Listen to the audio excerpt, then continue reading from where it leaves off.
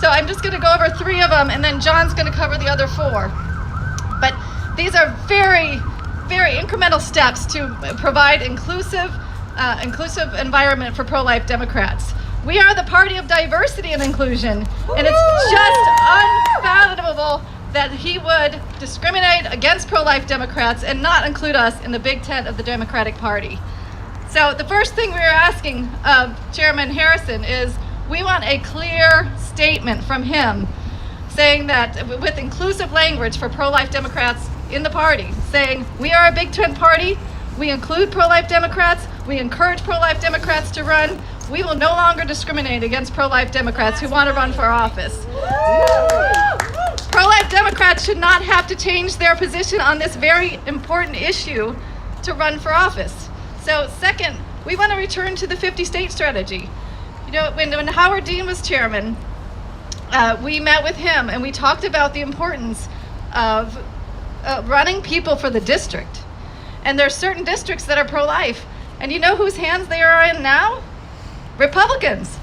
Those districts that used to be held by Democrats are now in Republican hands. When you look at a state like Arizona, in the past 10 years, we have lost 60% of Democratic seats to Republicans over this issue.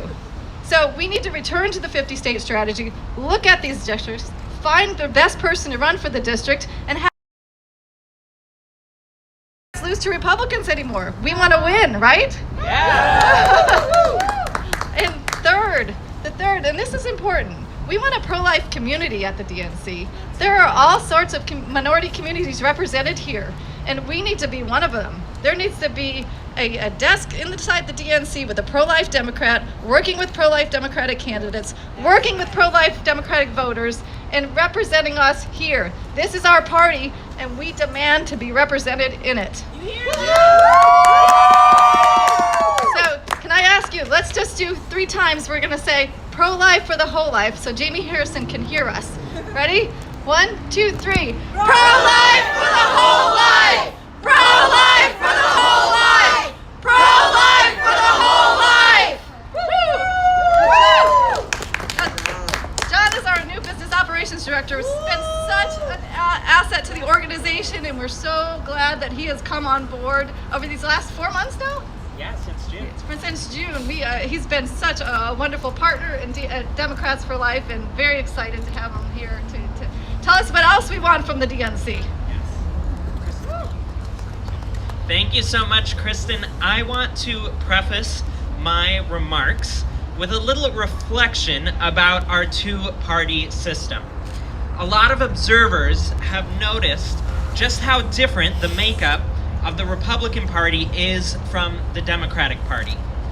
That's because over the last decades, the Democratic Party has been building a coalition of diverse people who don't always agree on everything. And it's been successful in the past. They've cobbled together people with different ideas and different backgrounds to advance shared goals. The Republican Party, on the other hand, has been a small minority with a certain set of ideas, right, that's monolithic. And that party, we've seen increasingly, especially over the last decade, has said, look, we've got structural advantages in this constitutional system. We're just going to get what we want by being a minority party. We're not going to try to win over the American people. We're not going to try to win big victories. We're just going to hold on to as much power as we can with as few people as we can. And now we see the Democratic Party abandoning their big tent coalition and saying, we want to replicate what the GOP has done. We want to try to ostracize as many people as we can. We don't need Middle America. It's ridiculous, and it's handing over seats to the GOP that we can win. I especially want to highlight what motivates a lot of the so-called pro-choice policies within the Democratic Party, right? We're told over and over again that that is an expression of valuing women. Well, it doesn't take much creativity to find ways that value women and that protect life. DFLA has been doing this for the last 20 years. We've got the binders of information. We know how to market it. We are building all the infrastructure that we're asking the DNC to create to include pro-life Democrats in the party. And we want nothing more for them to say, wow, this is amazing. This wins elections. We're gonna take it all from you. Take it. Bring it into the DNC. Make it a lasting part of what it means to be a Democrat. Because finally, before I share these last few demands, it's more consistent. It fits with every other part of the Democratic platform to be the party that protects life. That fits so much better than the muddled mess that we currently have. So, to get us to this horizon with a stronger, better Democratic Party, we've got to keep identifying pro-life Democrats and pro-life districts, right? These are people who want to vote for us. We've just got to welcome them in. We've got to identify them. There are millions. 1 in 3, the surveys tell us. There are millions of them out there, and we're building the infrastructure to reach them. We want to give that infrastructure over to the DNC. We want it to be a permanent part of the DNC. We have 2 demands that center around the importance of supporting pro-life Democrats who are running for office. And this means lifting this horrible litmus test that we've seen the party cling to more and more. That scares operatives and consultants and fundraisers who would otherwise want to work for these candidates. Now, I want to highlight, we're not even demanding that every single Democratic consultant or fundraiser work with these people. No, if you disagree with us, that's fine.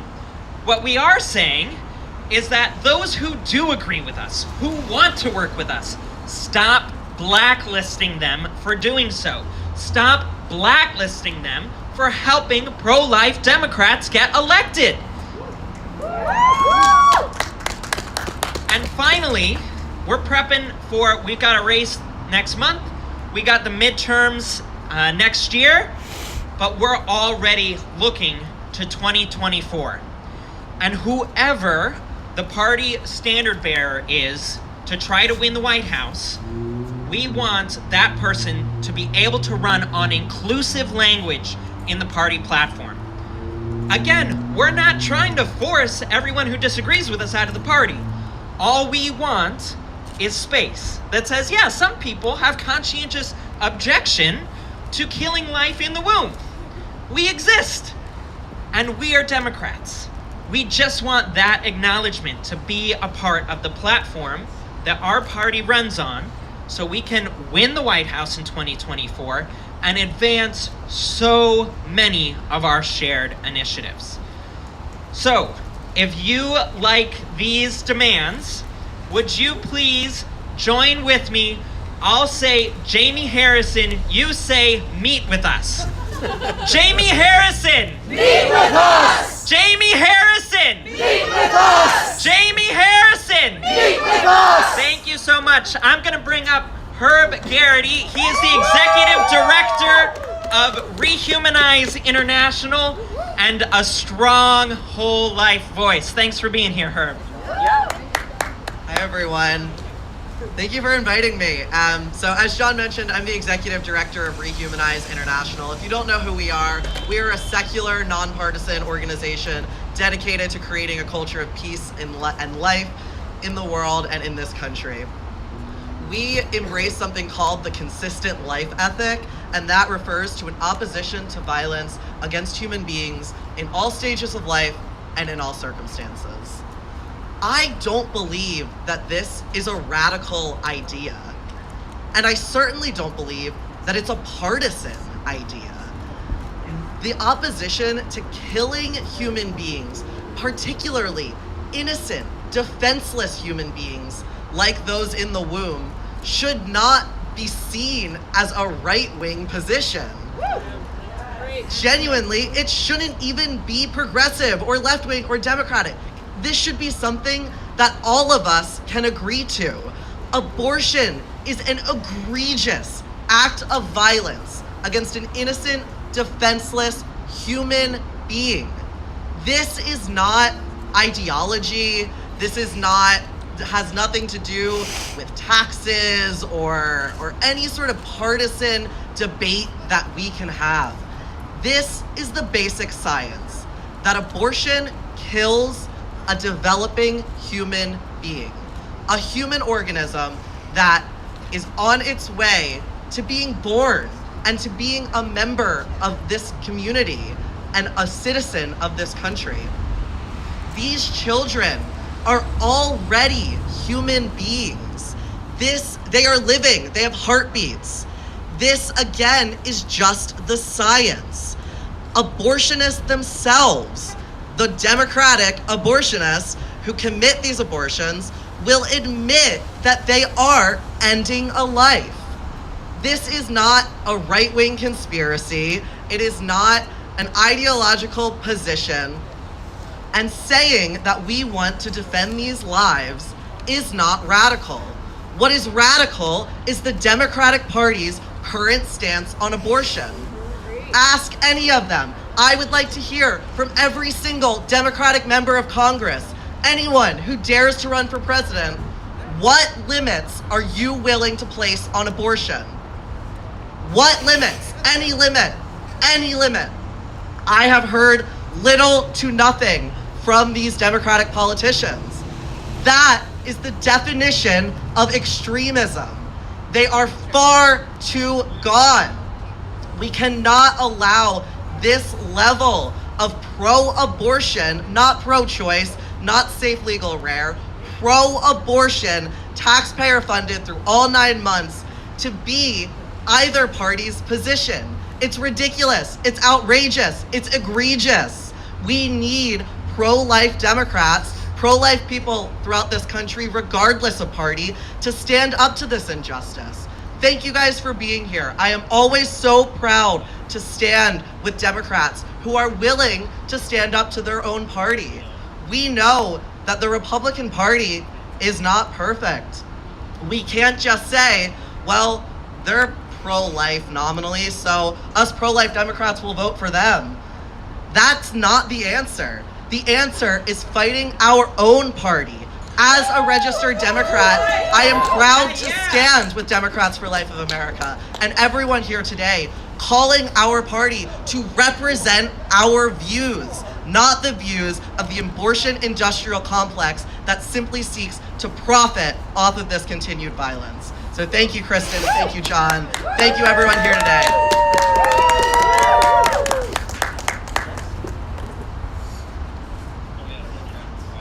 Hello, my name is Kristen Turner, and I'm the Communications Director for the Progressive Anti-Abortion Uprising.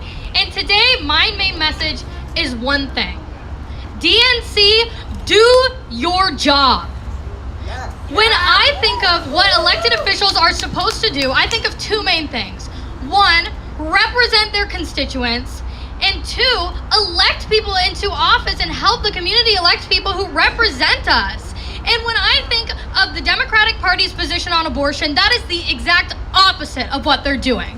Do they represent their unborn constituents? Do they have special committees who give a voice to these minority communities? Do they have people defending the defenseless, the people who literally have no way to stand up for themselves? No, they don't. And that is antithetical to what I believe is a progressive and what I would love to see represented in the Democratic Party. Because in honesty, I'm afraid. My first election, I have the choice between voting against my conscience on both sides. I can't in goodwill vote against people of the LGBTQ community. I can't in goodwill vote against people of color. I can't in goodwill vote against the unborn. So who am I left to vote for? Who have the Democrats left me to vote for? And that's what I want to know. I want to know how they're going to represent the millions of pro-life Democrats and how they're going to represent the millions of unborn children who are systemically oppressed in our country. The Democratic Party knows better than any other party how we're supposed to deal with systemic violence and issues that have to do with how our communities work.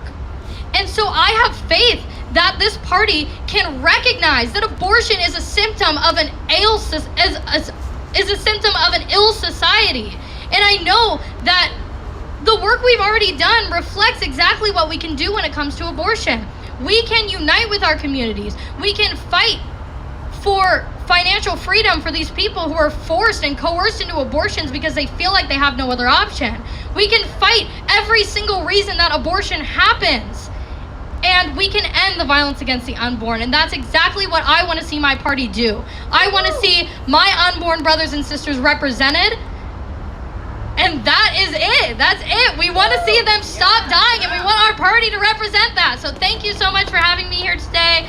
And I'm so glad we could all come together and agree that, our party shouldn't support violence. So thank you so much.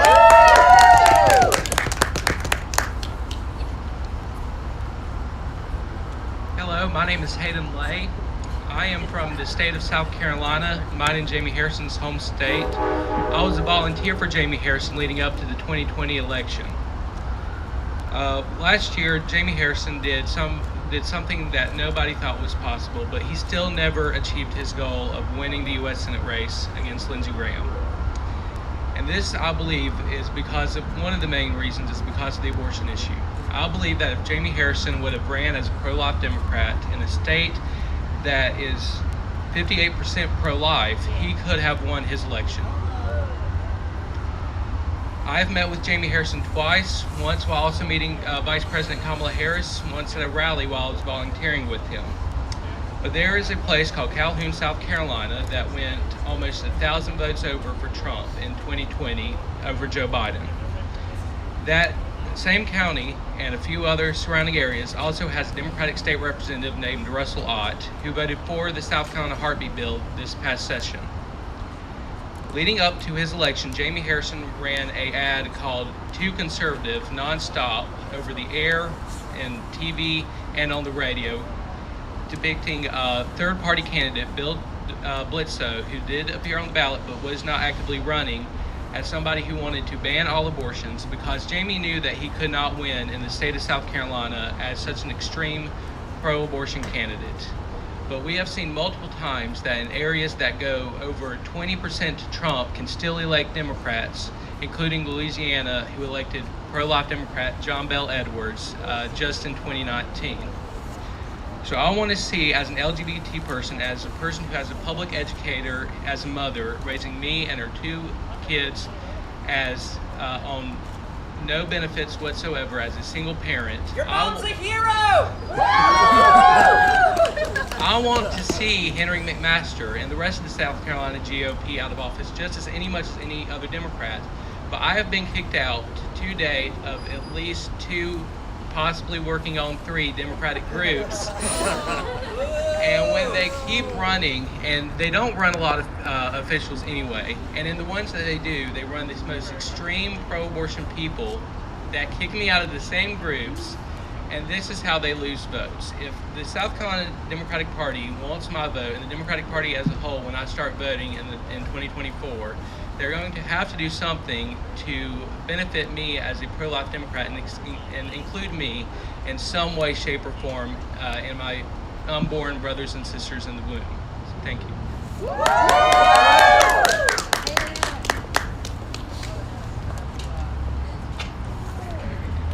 Hello everyone, my name is Myra Rodriguez. I'm a former Planned Parenthood director and whistleblower. I worked for Planned Parenthood for 70 years. Most of you know my story. I worked there, dedicated my life to their cause, right? Thinking I was helping women. Little did I know that becoming the director of the biggest abortion center in Arizona will open my eyes, my heart, and my mind against abortion. As a Planned Parenthood employee, I was told that you had to be Democrat because being Democrat means being pro-immigrant. I'm an immigrant, I'm Mexican-born. And you cannot be against abortion because being against abortion means being against immigrants. What an idiotic thinking. Because if you cannot protect the unborn of the immigrants, you cannot protect the immigrants. You are not for immigrants when you constantly give money to kill their babies so they can be born. When you constantly give money to foreign countries so they can kill their babies before they're born so we will stop immigration. You cannot be pro-immigrant when you place clinics right on the fields of California, so those women working in the field can keep having abortion instead of bringing their babies. As a Latin American people, as Mexican, we are pro-family. We like being big families. That's who we are. It's our culture. You cannot stop us and tell us that we should not keep having babies and we need abortion. Women don't need abortion. Mexicans don't need abortion. Immigrants don't need abortion. Women need better choices. And we don't have to be Democrats and pro-abortion. We can be Democrats and pro-life. Because that's what means being caring for immigrants, being pro-life for the whole life. And make no mistake, we will continue to vote pro-life. Thank you.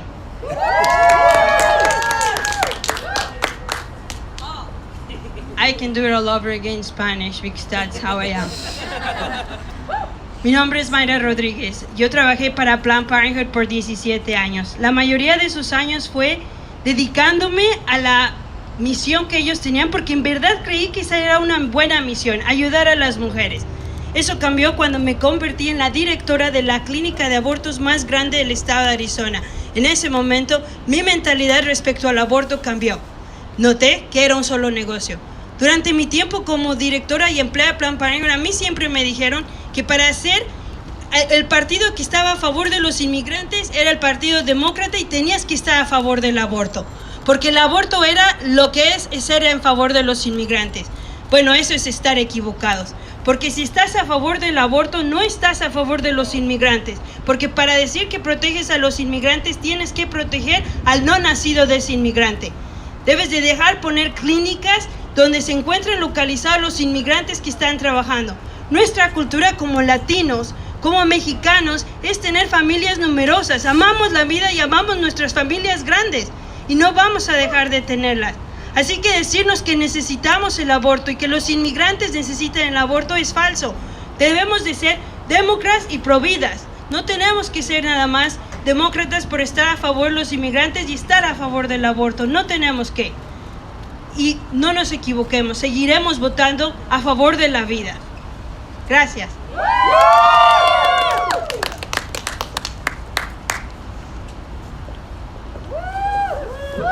Hi everybody, my name is Teresa Bukovinak. I am an atheist. I am the founder of POW, the Progressive Anti-Abortion Uprising. And I'm so glad to be here today out in front of the DNC headquarters. I've been pretty upset with them for quite a while. I traveled around during the presidential Democratic debates in 2019 and 2020, bringing the message that abortion extremism in the Democratic Party must end.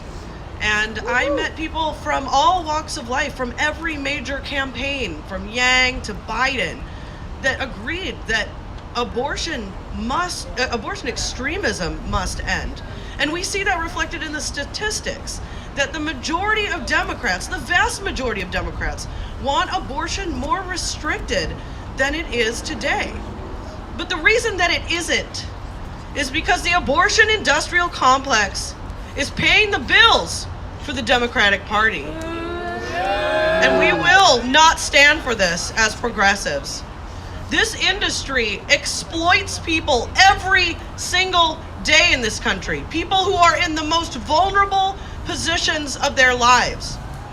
There is seriously something messed up when we believe that justice means that low-income people are allowed to have abortions at a disproportionate rate to the rest of society. This is not progress.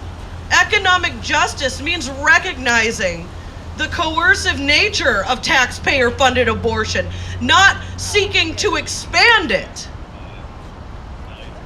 The DNC's position on abortion is anti-feminist, it's anti-equality, and it's anti-progressive. And Jamie Harrison, you better meet with us, because if you don't, then you are risking everything that this party stands for.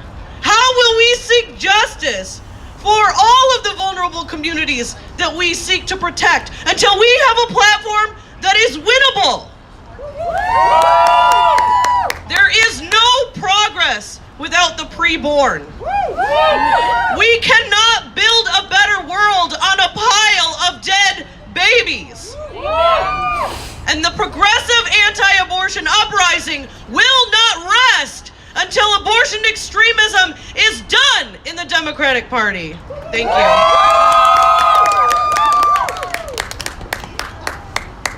How do I follow that? Sounds like a preacher and a teacher and everything all in one. But what I do want to say is welcome to all of you guys. We thank you so much for being here today to support Democrats for Life. Who are you? Oh, I am the new president of Democrats for Life. My name is Monica Sparks. Thank you so much. And I am honored to be here to stand on the shoulders of Kristen and Teresa and John and all of the people who are here today, the people who have worked so hard for years to build this organization. So why now? Why here? Why in front of the DNC? I have to tell you something. Whatever your name is, John, I almost don't even want to call your name because I don't feel that you're worthy to be called because you have not answered us when we called you before. So, why now? We all know what's going on with Dobbs Rally. We're all going to be there, right? We're all going to be there. Yes? We're all going to be supportive of one another, correct? Yes? Because our issue is about life. But I wanted to say one thing. Well, I got a couple things to say to the DNC. I'm an elected official. I am a county commissioner for Kent County. This is my second term. I ran in a 4-person primary and I won by 54%. And guess what? It was because I was pro-life. They didn't help me, even though when I got that D behind my name, you bet they're going to ask me for money. You bet they're going to make sure that I show up to everything that they need me to show up. You bet I'm going to represent them as much as I can, but I can't represent you when you're talking about death, when you're talking about abortion, when you're talking about murder. I refuse to represent that part of the Democratic Party, but I'm gonna be me. So you're not gonna change me. You're not gonna tell me who I can and cannot be. In this party, 1 in 3 Democrats, 1 in 3 Democrats are pro-life. 1 in 3. That's a lot of people. So why are you leaving us on the outside of the big tent? Why? What is the purpose of that? Oh, because you want to keep losing like you just did, right? Because you want to keep losing. Or do you want to win? We are the winning strategy for the party. We are the winning strategy for the party, period. So we need the party to wake up. We need you to pay attention to Democrats for Life, to Rehumanize, to Progressive Teresa, what was your? There you go. To the progressives, to the LGBTQAI+, we need you to pay attention, period. So the other thing I want to say is being a woman of color, I have to represent myself. Being a woman of color and being a Democrat. You all saw the mass exodus of people of color going to the other party, yes or no? Yes, we did. We have African Americans that are leaving this party in droves. Why? Because they feel the same way that I do. They know that life is important. They believe in the sanctity of life. They know that human life is important. And the party seeks to make sure that they don't exist. They don't care. And they pretty much tell us and show us by not supporting people that they should support so that they can win. They make sure that other people who need to support those individuals get blacklisted. Shame on you, DNC. Shame on you! Shame on you! Shame! Yeah, Shame on you! Shame on you! you can do better. We deserve better as Democrats. We deserve better. And you will give us better. Because we're not going to leave the party. No, we're not going to turn tail and run. Don't think that you're going to get that off that easy. We're not turning tail and run, but we're going to turn up the volume. That's what we're going to do. We're going to turn up the volume, and we're going to work harder than we've ever worked before to save innocent lives. We're going to work harder than ever before to help our party to see that we belong in the tent. Without us, you will lose. Period. So with that being said, we'd like to thank you guys all for being here, and we'd love for you to do videos with John Quinn to the side. He is over there. John, raise your hand. We'd love to do videos with you, but we also would like to invite all of you on behalf of Democrats for Life to Bull Feathers to have pizza with us. Okay, so you guys all join us, and it's our treat. No drinks, but we can't pay for the pizza. Blessings to you all. Thank you.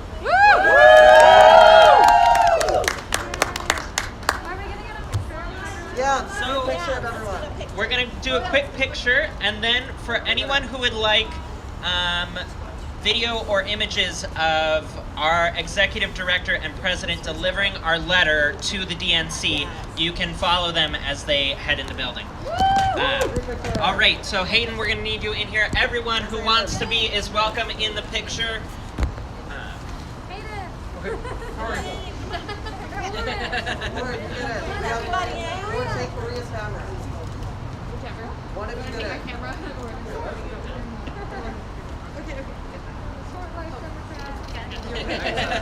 Apply for the whole life science.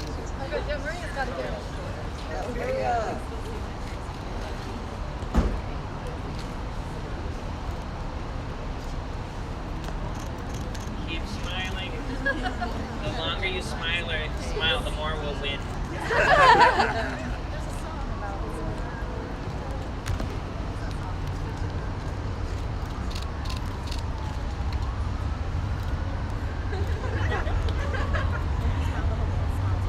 All right, I think we're good. Thank you, everybody.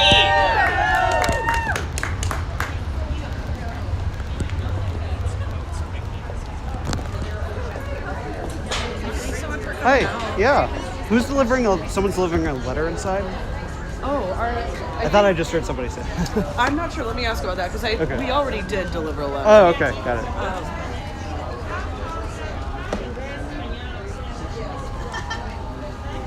They bring that?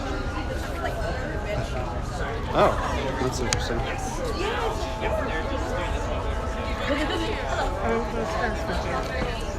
Yes. So Kristen and Monica are gonna hand deliver the letter. Oh, okay. Yep. Wonderful. Yep. Cool.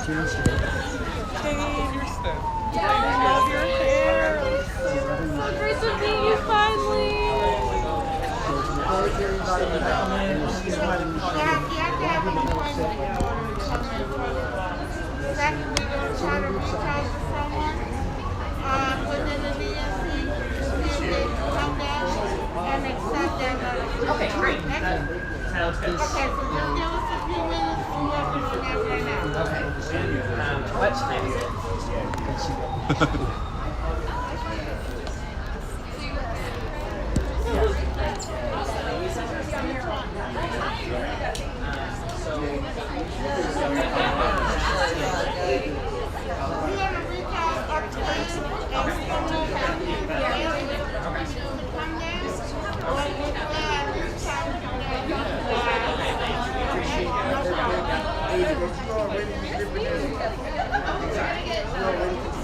Yes, yep, we've got it in the folder, and these two ladies right here front and center.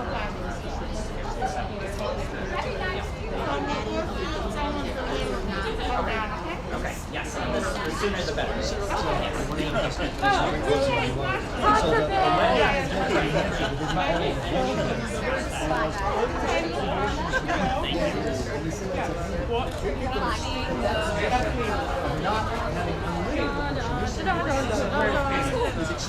the party begins.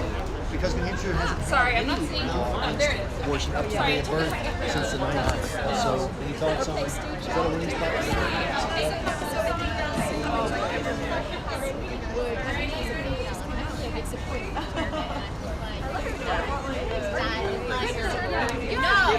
I'm like power. Dead baby. Like, you mean cheers? Sound like Stop.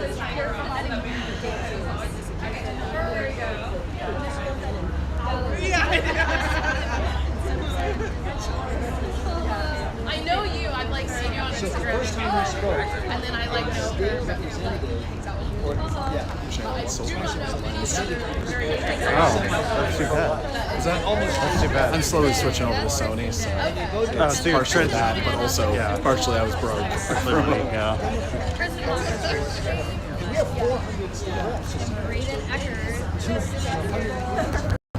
Okay, so by the way, hi, it's Ford. I don't think I've actually talked on this live stream yet. Apparently, they have a letter that they want to deliver to the DNC, but they were basically told by security that they didn't have an appointment, and so they are waiting on the possibility that someone will basically come down and collect the letter. So I'm kind of standing by here waiting to see if that ends up happening, but the rally itself here is concluded. Of course, the reason that that this is happening today in particular is that tomorrow there is going to be the beginning of a Supreme Court case. I believe it's for Missouri that both sides of this issue are hotly watching, and some have contended would basically possibly mean the end of Roe v. Wade. And so it will be interesting to see. I certainly do plan to go out and cover the activism, which I expect to have both pro-choice and pro-life people in attendance there. So it seems like it may take a while if it is going to happen for them to have someone come receive their letter. But so I'm going to shut the live stream down now. But like, share, subscribe, and I will be here. So if they do end up taking that letter, I'll have HD footage of it, which I'll post later on today. So thanks everybody for watching.